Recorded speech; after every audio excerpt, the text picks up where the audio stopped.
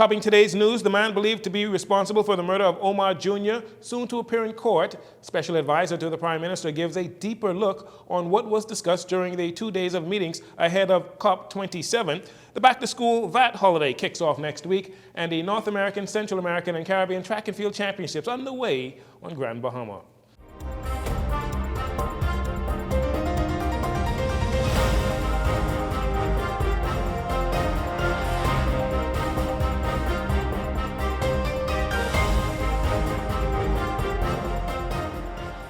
Good evening, Bahamas. I'm Jerino Saunders. This is your JCN Evening News. Thanks for joining us.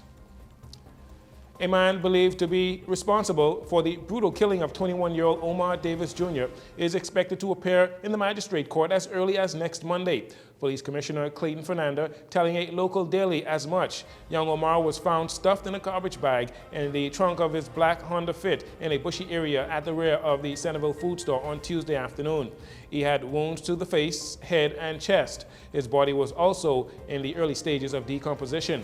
Police confirmed on Wednesday that 4 men were in custody assisting with their investigations into this matter. It is believed by police that young Davis knew his killers. Investigations into this matter continue. Meanwhile, police refuting claims on social media that the body of a missing woman was discovered at the rear of Commonwealth Bank in Oaksfield. News of the discovery of a woman hanging circulated on social media Thursday afternoon. Social media then became a buzz that the body was that of missing person Rochelda Woodside, also known as Dada, who was reported missing by concerned family and friends 1 week ago. Police, however, notified media stating that they had not received any reports indicating anything in regards to finding a body. Woodside is still classified as missing. The 27-year-old stands 5 feet 11 inches, is of brown complexion, and slim built. Anyone knowing her whereabouts is asked to contact the police. The historic 2-day summit of Caribbean leaders in preparation for the 27th Conference of the Parties, or COP27, in Egypt later this year, generated stimulating conversation and ideas as to how Caribbean nations should approach their goal of obtaining funding to help fight climate change and to cause developed nations to reduce their carbon footprint. In the next report, we hear in more detail exactly what was discussed by the Caribbean leaders in those closed sessions. On Wednesday evening, during the closing session after 2 days of meetings and press conferences by prime ministers and top environmental officials of the Caribbean, Rochelle Newbold, special advisor on climate change and environmental matters in the office of the prime minister, shared details on exactly what was discussed among the leaders, particularly on the final day, where they focused on 2 issues, including barriers to accessing climate funding to help offset the effects of climate change.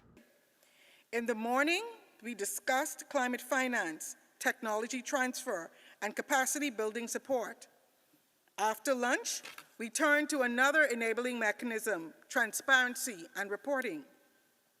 Under the support discussions, rules and procedures for the major climate funds still do not fully take into the account the special needs of SIDS and further compound the barriers, some from onerous application demands of climate funds to national policy constraints such as dependency on debt and fossil fuel-based energy.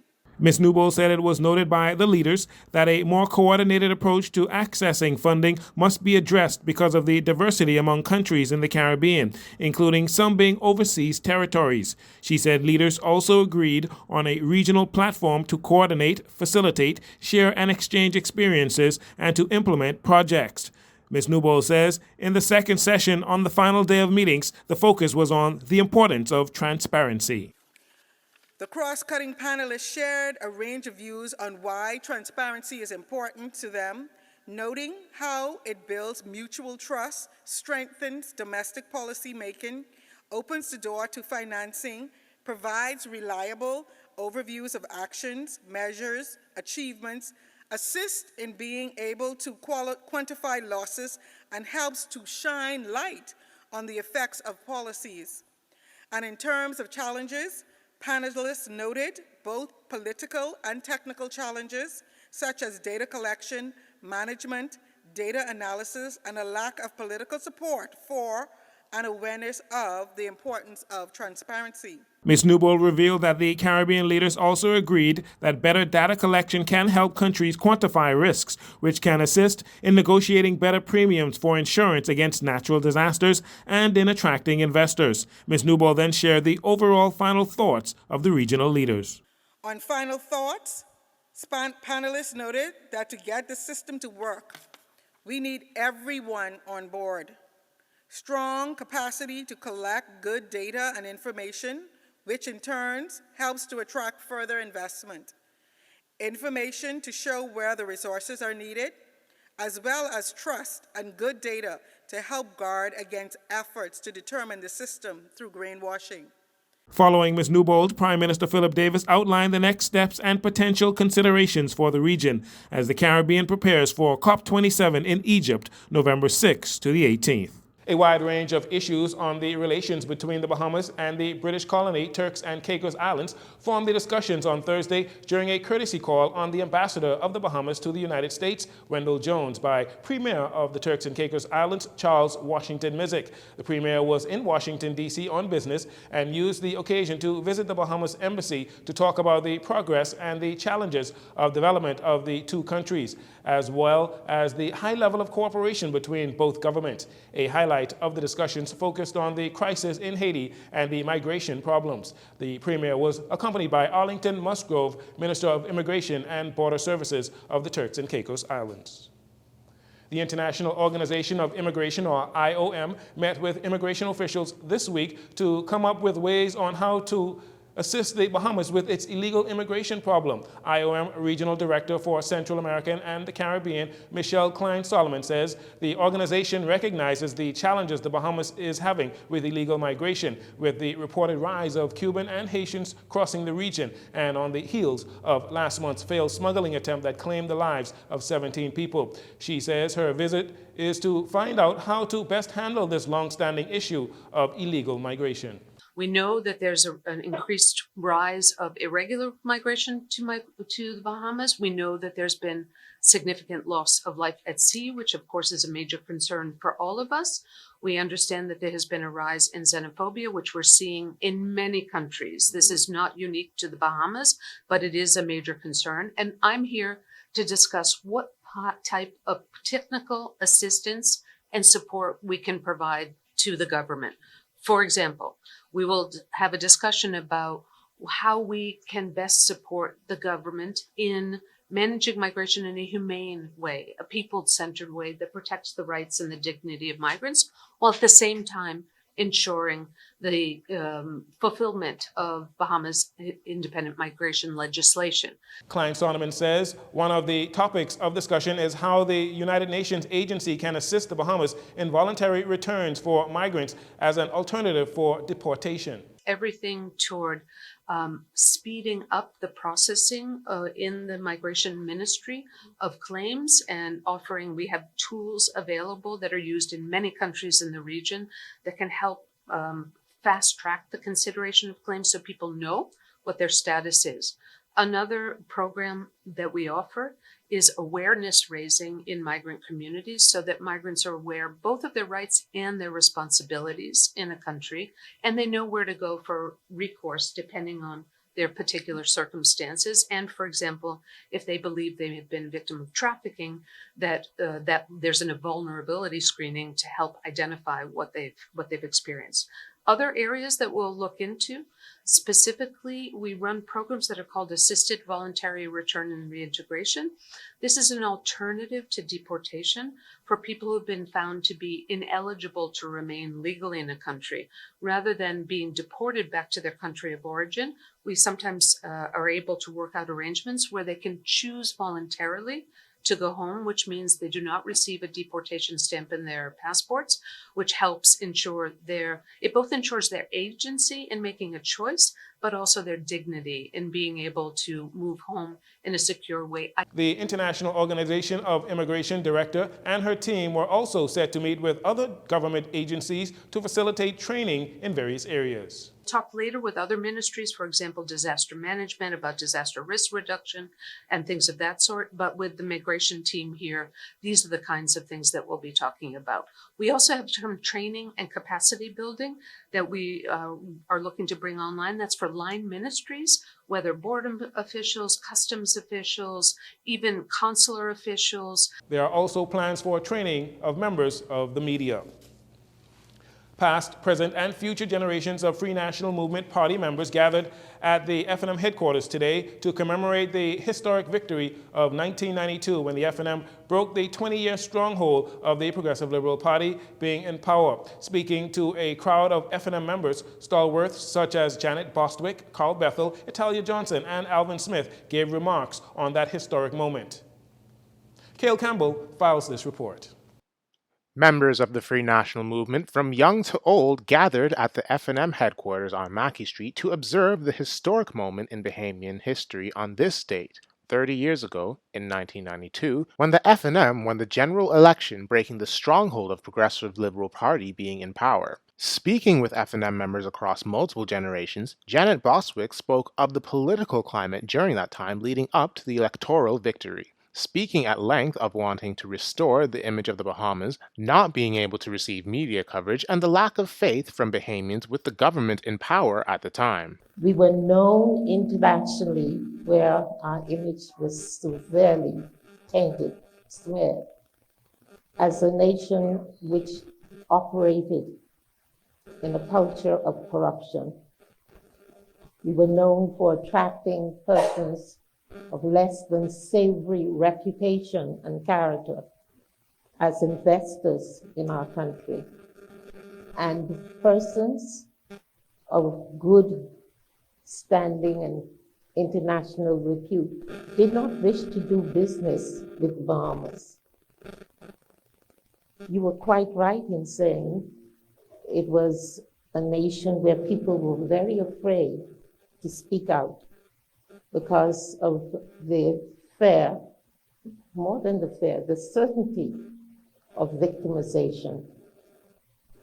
Carl Bethel spoke on how he, along with other torchbearers, being arrested at the time for protesting and having to spend the night in jail, going on to speak about being militant but non-violent during that period leading up to the 1992 general election. And we had a group called the Action Group who made it a practice to go out and demonstrate and get arrested, etc. And people like Derek Sims and them, they were perpetually being, I only got it once.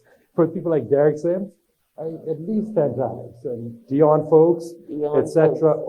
Any number of young persons were being arrested and prepared to be arrested for the cause, to be sacrificed. Rome Italia Johnson, speaking from the perspective of being new to frontline politics, says she went in with a level of comfortability due to her family background of being involved in politics, adding that her family have always been involved in the community and charitable initiative. And when we came as young people in 1992, I think the spirit that I got, that we were not prepared to be denied. We were not prepared to be denied, not merely for our individual persons or what our accomplishments were. We were not prepared to have our country labeled. We were not prepared to accept this categorization that we were a nation for sale and that all Bahamians were somehow compromised. For JCN News, I'm Cale Campbell. Thanks, Cale. In just a matter of days, parents of school-aged children and those preparing for university will be afforded the opportunity to purchase school supplies tax-free. The Department of Inland Revenue announced new dates for this year's back-to-school value-added tax-free holiday. The tax break for parents was intended to start on August 15th. However, on August 11th, the department announced a new date, August 22nd to September 11th, which is later than the tax holidays in previous years, kicking off just 1 week before the government schools open on August 29th. At least one private school began its academic school year this week. Starting on Monday, parents will be able to purchase school supplies, including personal computers and tablets, along with their accessories, uniforms, footwear, and school bags, all tax-free. For details on the Department of Inland Revenue's list, you can visit their website at www.inlandrevenue.finance.gov.bs. And finally, in this segment, commenting on the VAT holiday for back-to-school shopping, opposition leader Michael Pintard says it seems a little too late, as he criticized the Davis administration for pushing back the time frame for the VAT holiday while providing no explanation for the decision. Mr. Pintard lambasts this development as another example of poor execution of public policy on the part of Prime Minister Davis and his cabinet. Fortunately, the dates would have missed thousands of Bahamians who could have benefited from it. But this does not prevent the government from providing additional help to these families, which is why we continue to ask that the government should remove VAT on bread basket items, medical products, baby products. All of these can help us. And of course, you can earn more money as a government by reinstating the tax on those land transactions for properties over $2 million. The opposition leader also spoke on the pattern of spending by the Davis administration, as the FNM demands the Davis administration gets serious about governance and policies that directly help struggling Bahamians, as opposed to their busy schedule of international travel and public relations photo opportunities. Mr. Pintard reiterated the FNM's suggestion of reinstating certain taxes, cutbacks on specific budget, and returning 12% VAT on real estate over $2 million. While we are struggling to find money to refurbish both the RAN properly as well as PHA, which is in many ways in crisis, the government has increased dramatically its budget for consultants by not less than some $30 million, and it has increased its travel budget, where we see delegations that are exceptionally large with only a handful of persons on those trips, whose purpose is suited for the objective on why they have traveled. And so it's a question of priorities. Many Bahamians are struggling with life and debt issues, bread and butter issues. The government has to be wiser in how it's allocating scarce resources. Mr. Pintard says the concern of Bahamian people is that the government's priorities appear to be misallocated, stating that people terminated from government jobs are not earning an income and have not been paid for services already provided. We'll take a break here. We'll be right back after these commercials.